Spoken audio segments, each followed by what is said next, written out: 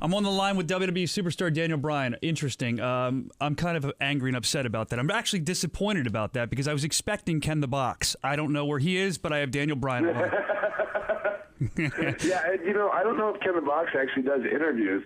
So if you were expecting to have a phone conversation with Ken the Box, I don't think it would happen. It's all right. I would take but I can be his official representative if you want. That would be cool. I could take the silence with Ken the Box. He's such a legend; it would be worth it. I have to tell you. First, let's tell everybody what we're promoting. Over the Limit live on pay-per-view this Sunday, and you can order it. It's going to be a great show. Daniel Bryan taking on CM Punk for the WWE Championship. Fans on the internet have been waiting for this forever. The internet's abuzz, and fans from the WWE universe as well. Very excited. It's going to be a good match. Also, John Cena is going to take on the evil general manager, John Laurinaitis. So it'll be a great show. Make sure you order that on pay-per-view this Sunday. But real quick, before we get back to the pay-per-view, I want to talk Ken the Box because this has been haunting me for a long time, like a year. I had Wade Barrett on a while ago, and he was the first guy hit with this because that's how I found out about it. I saw him tweet about it. And I'm like, Ken the Box is awesome. And then I think I had Justin Gabriel on, and he knew about it. And I'm like, this guy's awesome, Ken the Box. And then I think I finally found out from Justin Gabriel, you're the guy that brought this to everybody's attention. Is that true? Oh yeah. Well, because I would go to Japan so much, right? And like Ken the Box. Now, keep in mind these shows were not mainstream hits or anything like that, but occasionally Ken the Box would make the weekly wrestling magazines, and I saw it, and I was like, what is this guy in this cardboard box? And then I saw it made it to YouTube, and that was the end of it. Then I was officially a huge Ken the Box fan. Oh, yeah. I mean, he's great. Okay, well, all right. Aside from Ken the Box, again, you're here to talk about Over the Limit, and you're taking on Punk this Sunday. You guys have some history. I think WWE.com actually did a story on it. So a lot of fans Facebooking me, tweeting me, wondering if this is going to be a fight with or without honor. Well, I would think that this one would be without honor. I would think there'd be no handshake at the beginning, no handshake at the end. It's interesting because I want to say the first match we had with in WWE in January when we did a champion versus champion match, and we started off and we shook hands at the beginning, and I have a feeling we're not going to do that this time. So yeah, maybe a nice smack to the face to start. That's what I'd like to say. Maybe just walk up and give him smack the taste. I wouldn't be surprised if there's a few of those. All right. Well, now that we got that out of the way, I got to tell you, man, that I'm so happy to see how well you're doing. I mean, I've been following you for a long time. I've been following you since I remember watching you at the Super 8 in the ECWA. Okay. Yeah. Your match. Yeah, with, that was my breakout on the Indies. Yeah. Oh my gosh, I remember still your match with Spanky, and it was the first time I ever saw the cattle mutilation done, which I hope you do this Sunday. And it was awesome. I was floored by it. Yeah, you know what? I actually got to talk to Jim Kettner, the promoter of those Super 8 shows. He's recently stopped promoting wrestling. He promotes the WWE live events that are in Delaware and stuff like that. But he used to run the ECWA, and he ran it for over 40 years. And I haven't seen Jim in years. But Jim is one of the main guys responsible for giving me my break on the independent scene. And I saw him last week, and I was just thrilled to see him. He's such a good guy, and I still remember that show. I mean, that was my first really big independent show, and it was awesome. It was huge. I remember another reason I remember it, and I tried to roots for this last night because I don't think I have it anymore. The Super 8 program. One of my friends was excited to see you because I think it was you, and I hope I'm not wrong here. One of your things outside of wrestling you would like to be, was it an English teacher? Yes. Yeah, my friend was going to be an English teacher. She's like, I'm rooting for that guy. You didn't even know I'm rooting for that guy. So at the time, though, you weren't doing it at the Super 8, I don't think, but I think you were doing the American Dragon masked thing still. Okay.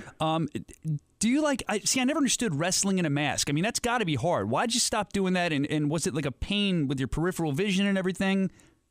It was a pain in my peripheral vision, and okay, so the whole mask thing is just it's kind of bizarre. It's followed me on and off throughout my career. So I started with a mask because as a human being, when you just meet me, I'm kind of dull, right?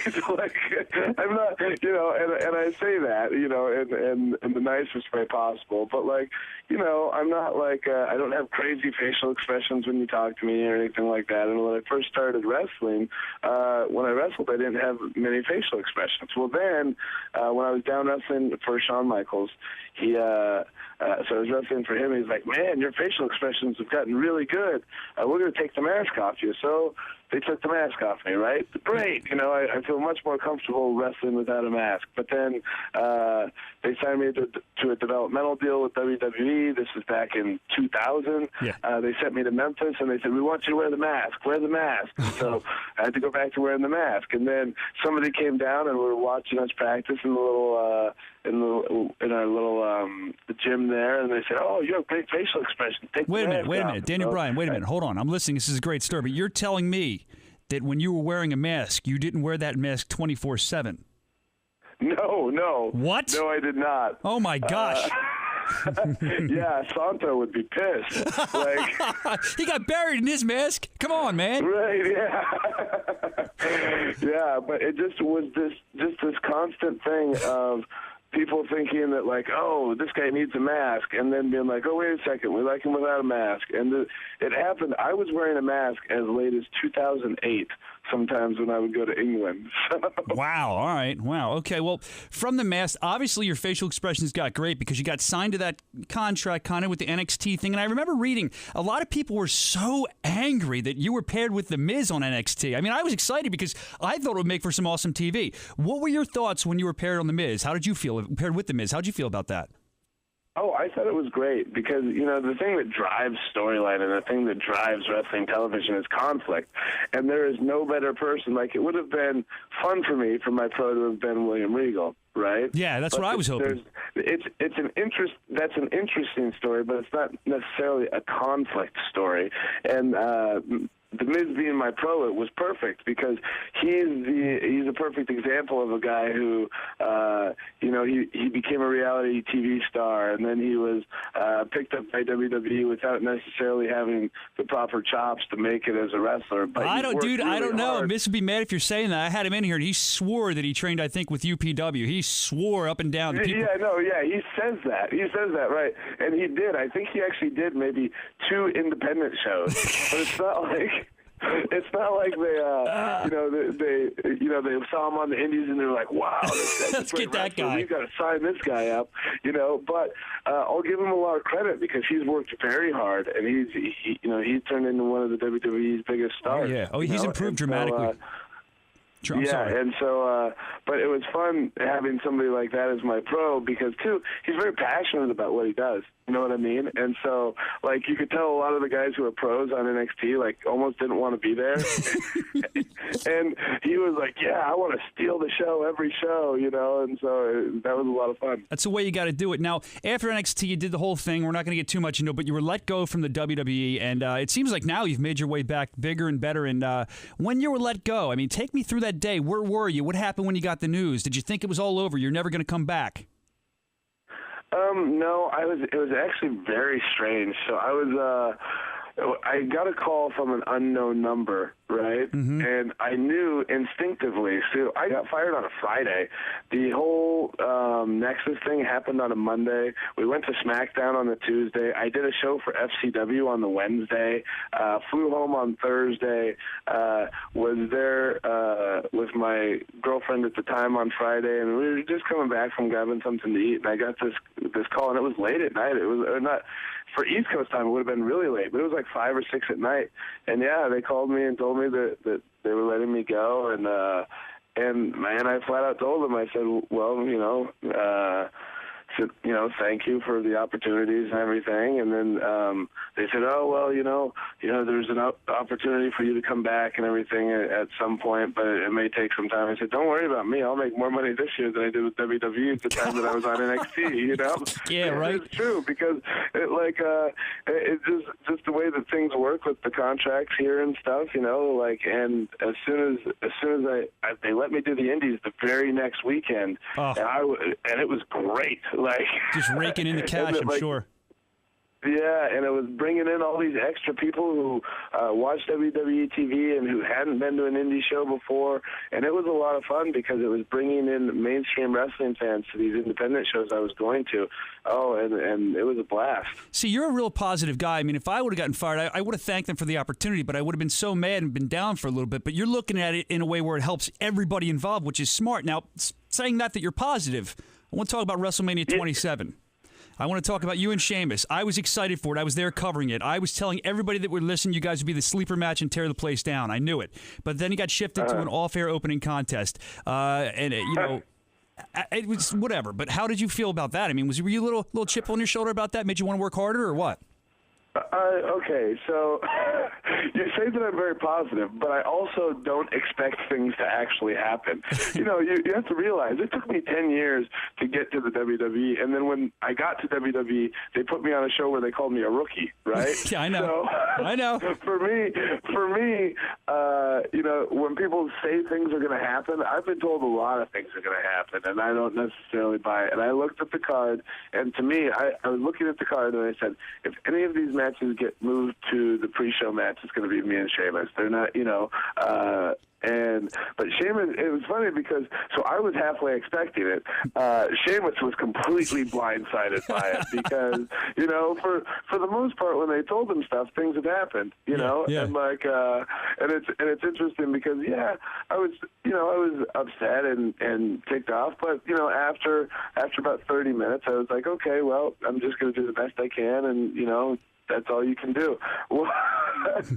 But, you know, anything past that, it's just working yourself up over nothing because you can't change it here, you know? Yeah, you can't control it. And I think I interviewed you briefly at like the fan access thing there, and I made the comment to you, how does it feel not to be, at the time you were more pale, not to be the most pale guy in the ring? That was what I asked you.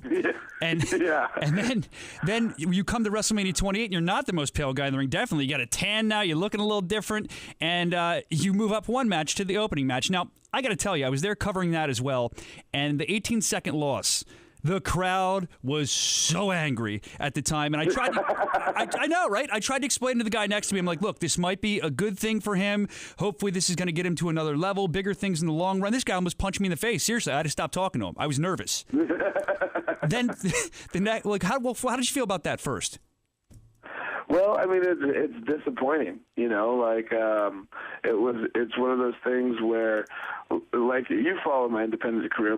I've always tried to go out there and steal the show. Yeah. I've always tried to go out there and put on the absolute best match possible. That's what's got me where I'm at. You know, I wasn't one of those guys who was like, CM Punk was like a great character, right? You hated CM Punk, even on the indies. Like, he was like, you either loved him or you hated him. He was just so interesting, right? That was never my deal. My deal was always that Daniel Bryan or Bryan Danielson, he would go out there and he'd put on great matches, you know, and like when you left the show, that's how I got over with the fans, was when they left the show, they'd be like, man, did you see that match? That was incredible, you know? Mm-hmm. And it's changed a little bit with WWE. I think I've gotten to show a lot more of my personality and stuff, but I was really looking forward to all these extra viewers are now watching WrestleMania. You know, more people watch WrestleMania, and it seems when you go out there and have a great match at WrestleMania, that's better than having a great match on any other show of the year. Oh, yeah. You know what I mean? Definitely. And so I was really looking forward to it. And then for that to have happened, it was just kind of, it was deflating. But, you know, there's positives and negatives to it, you know, like it was, you know, for whatever I get paid for that, it'll probably be the most money I'll ever get paid for 18 seconds of work. So I thought this. I was going to say that. I was going to say this. I actually thought that when it happened. I'm like, well, that's an easy payday. Good for him. But you were given a list. It said, I read somewhere, somebody sent this to me, of 10 possible names to use. What were some of the names on that list, if that's true? Okay. One of the names was Buddy Peacock. That was my favorite one. My favorite one was Buddy Peacock. There were some other ones that I don't really remember now, but yeah, Buddy Peacock was my favorite. There was one. Gosh. Yeah, I can't remember. Buddy Peacock. Look, Buddy Peacock's good enough for me. I don't need any more. That's Buddy Peacock was my favorite. That was my number one. In fact, if I could start it all over again instead of being Daniel Bryan, I would have been Buddy Peacock. No. You'd be beautiful. Buddy Peacock. I like that better. Beautiful Buddy Peacock. But it's all about right. it's all about Daniel Bryan this Sunday over Limit pay-per-view against CM Punk. It's going to be awesome. I mean, if you're going to order a show this year, I can tell if you're a wrestling fan, a sports entertainment fan, everything's going to mash together. And you have John Cena versus John Laurinaitis. It's the thing to check out this Sunday. I wish you a lot of luck, Daniel Bryan. Well, thanks a lot, Brian. It was good talking to you. It's good talking to you too, bro. And keep promoting Ken the Box. Keep promoting Ken the Box. Keep promoting Ken the Box.